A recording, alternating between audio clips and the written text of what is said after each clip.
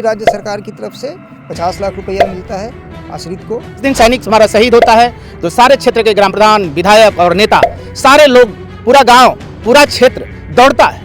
लेकिन शहीद की बाड़ी जैसे ही अंतिम संस्कार हम करके आते हैं, हमारी वीर नारियां गली गली जगह जगह घूमती हैं, लेकिन घर गांव से जगह से लोग मदद नहीं पहुंचा पाते। तो नमस्कार, अभी मैं जनपद गाजीपुर में हूं और जनपद गाजीपुर के एक लाल हरिकेश यादव जो भारत माता की सेवा करते हुए वो शहीद हो गए। हालांकि झांसी में आए थे सैन्य अभ्यास के लिए, वो जो है कहीं जा रहे थे, ट्रक का जो है टक्कर हो जाता है और इसके बाद उनकी मौत हो जाती है। शौर्य सैनिक संगठन के जो पदाधिकारी हैं वो लोग हमारे साथ हैं, हम इनसे जानने का प्रयास करेंगे, क्योंकि जब भी कोई शहीद होता है तो ये लोग सबसे पहले पहुँचते हैं और उस परिवार की मदद करते हैं। उसी दिन नहीं, जब परिवार को ज़रूरत होती है तब ये संगठन उस परिवार के साथ खड़ा होता है।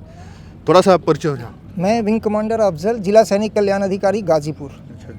अभी आप जो है हरिकेश यादव जी जो शहीद हुए हैं यहाँ पर आए हैं? जी हाँ, उनको श्रद्धांजलि देने के लिए आए हैं, उनके परिवार को सांत्वना देने के लिए आए हैं और उनको बताने के लिए आए हैं कि आगे के सारी कार्यविधि, जो भी प्रशासनिक कार्यविधि है, हमारे सोल्जर बोर्ड के थ्रू होगा और मैं ही करूँगा, यही बताने के लिए आए हैं। अच्छा, अभी इनके बारे में क्या हुआ था, कैसे इनकी जानकारी हमें नहीं है, बिकॉज ये फील्ड की बातें हैं, वो हमें इसकी जानकारी नहीं है कि क्या हुआ, कैसे हुआ।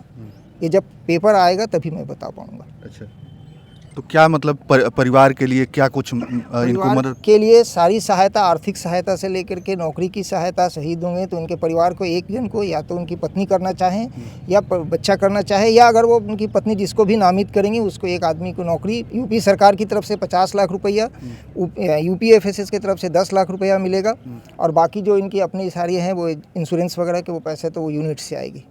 यूपी राज्य सरकार की तरफ से 50 लाख रुपया मिलता है आश्रित को और 10 लाख रुपया UPFSS की तरफ से मिलता है, एक नौकरी मिलती है और इस शैक्षणिक संस्थान में बहुत सारी सुविधाएं हैं जो समय समय पर जैसी ज़रूरत होगी इनको दिया जाएगा। जिला सोल्जर बोर्ड होता है हर डिस्ट्रिक्ट में, हर जिला में, हर जनपद में एक सोल्जर बोर्ड होता है जो इसका काम ही यही है कि उस जनपद में रहने वाले भूतपूर्व सैनिकों या कार्यरत सैनिकों की जो भी प्रशासनिक समस्याएँ हैं उसका निवारण कराना, प्रशासन से मिल करके उनका निवारण कराना। आप थोड़ा। मैं नगर अध्यक्ष ओम प्रकाश यादव, जो शहीद हो जाते हैं हमारे जवान जिले में, ये सैनिक शौर्य संगठन पहले तो उनको सम्मान देने का काम करता है। उनकी सारी परेशानी में, उनके हर सुख दुख में हमेशा कंधे से कंधे मिला के चलने का काम करता है और हमारा यही दृढ़ संकल्प है कि किसी भी सैनिक को, कोई भी जिले का सैनिक हो, उसके परिवार को उसके जाने के बाद उसको फील ना होने देना, उनको मदद पहुँचाना, उनको सही रास्ता दिखाना, उनके सही कंधे से कंधे मिला के चलना, उनके वेलफेयर की जो सारी बातें हैं वो सब कुछ डॉक्यूमेंटेशन हमारे विंग कमांडर साहब के साथ मिलके इस कार्य को हम करने का काम करते हैं। हमारे संगठन का मेन उद्देश्य है कि किसी भी सैनिक परिवार को, क्योंकि हम खुद सैनिक हैं, एक सैनिक की दर्द को बहुत बहुवी तरीक़ा से हम समझते हैं। आम पब्लिक है, आज मैं ये बार बार मीडिया से कहता हूँ कि जिस दिन सैनिक हमारा शहीद होता है तो सारे क्षेत्र के ग्राम प्रधान, विधायक और नेता, सारे लोग, पूरा गाँव, पूरा क्षेत्र दौड़ता है। लेकिन शहीद की बाड़ी जैसे ही अंतिम संस्कार हम करके आते हैं, हमारी वीर नारियां गली गली जगह जगह घूमती हैं, लेकिन घर गांव से जगह से लोग मदद नहीं पहुंचा पाते हैं। इसीलिए हमने सैनिक शौर्य संगठन का संगठन किया और संगठन बनाया। आज संगठन हमारा पूरा प्रदेश लेवल पर चल रहा है, बहुत ही अच्छी तरीके से चल रहा है। यही कार्य करने के लिए चल रहा है कि हमारी वीर नारियों को कोई परेशानी ना हो, कोई ऐसी दिक्कत ना आए, उनके बच्चों को कोई दिक्कत ना आए। ये हम परमानेंट के लिए कसम खा के रखे हैं कि उनके साथ कंधे से कंधा मिला के चलेंगे। यही हमारा उद्देश्य है। एक दिन जब ऐसा होता है तो भीड़ आती है जी। और इसके बाद जो है, जैसा कि आपने कहा कि परिवार जो है दुख में रहता है लेकिन कोई साथ खड़ा नहीं होता है, उस समय आपका एक मैंने कहा कि परिवार के लोग तो खड़े रहते हैं, परिवार के कुछ लोग खड़े रहते हैं, ऐसी बात नहीं कि परिवार खड़ा ही नहीं रहता। लेकिन मेरे कहने का मतलब पॉलिटिकल पार्टियां हैं, जितने नेता हैं, जो जनप्रतिनिधि हैं, उन लोग को इन बातों पर ध्यान देना चाहिए कि इस परिवार को जितनी मदद हो सकती है उतनी मदद किया जाए। फर्स्ट दिन जैसे बाड़ी आती है, हम झंडे लेके जितने जोश के साथ काम करते हैं, यही जोश बाद में होना चाहिए इस परिवार के साथ। जाने वाला तो हमारा सैनिक चला गया, लेकिन आने वाला कष्ट ये होता है कि उस फैमिली को साथ जाने वाला, उसके साथ कंधे से कंधे मिला के चलने वाला, उससे बच्चे को एडमिशन कराने वाला, परिवार को न्याय दिलाने वाला, वह एक व्यक्ति होना चाहिए। ये परिवार से मिलना चाहिए, इस क्षेत्र से मिलना चाहिए और सबको ये ध्यान में रखना चाहिए एक बात कि जब सैनिक चला जाता है तो इस ग्राम सभा से भी मैं आग्रह करता हूं कि उनको वेलफेयर ज़्यादा से ज़्यादा दिया जाए। उनको कभी ये फीलिंग नहीं होने देना चाहिए कि मेरा हस्बैंड बीच में नहीं है या मेरा परिवार नहीं है। उनको हमेशा ये चीज़ हमेशा हम लोग कहना चाहते हैं आम पब्लिक से, जनता से, कि नहीं, उनके साथ ऐसा कंधे से कंधे मिला के चलें कि उस परिवार को कभी किसी टाइप का दर्द ना हो। इसके लिए हमने सारे सैनिक संगठन तो किया ही है पूरे जिले में कि इसके लिए हम कंटिन्यू चल रहे हैं कि कोई सैनिक हमारा ऐसा तो नहीं है, कोई किसी सैनिक के साथ गलत तो नहीं हो रहा है। उसी गलत को सुधारने के लिए हमने सैनिक सारे संगठन का गठन किया है और हमेशा इसीलिए हम दौड़ रहे हैं, कंटिन्यू पूरे प्रदेश लेवल पे दौड़ रहे हैं। चलिए। मैं सूबेदार विशेष सिंह कुशवाहा, सौर चक्र विजेता, ग्राम अगस्ता, सलामतपुर से हूँ और मैं संगठन के अंदर प्रदेश सचिव हूँ।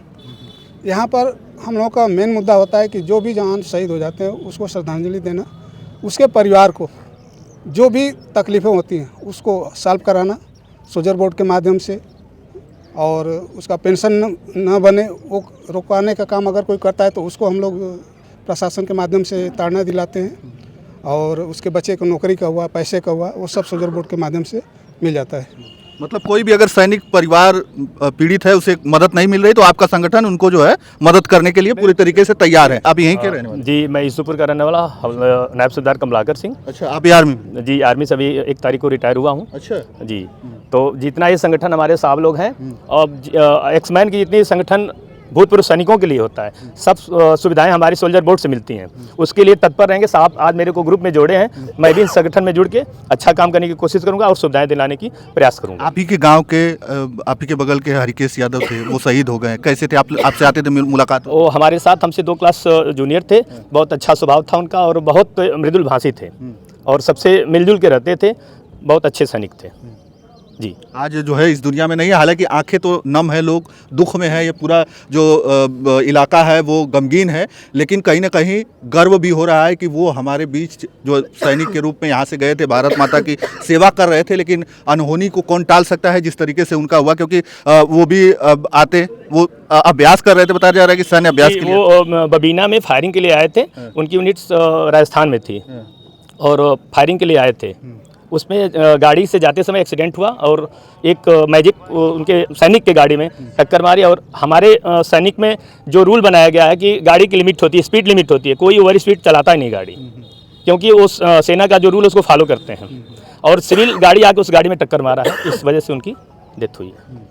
तो चलिए, मैं यहाँ पर था और तमाम बातें जानने का प्रयास कर रहा था। अभी चलिए, इस वीडियो में इतना ही, धन्यवाद।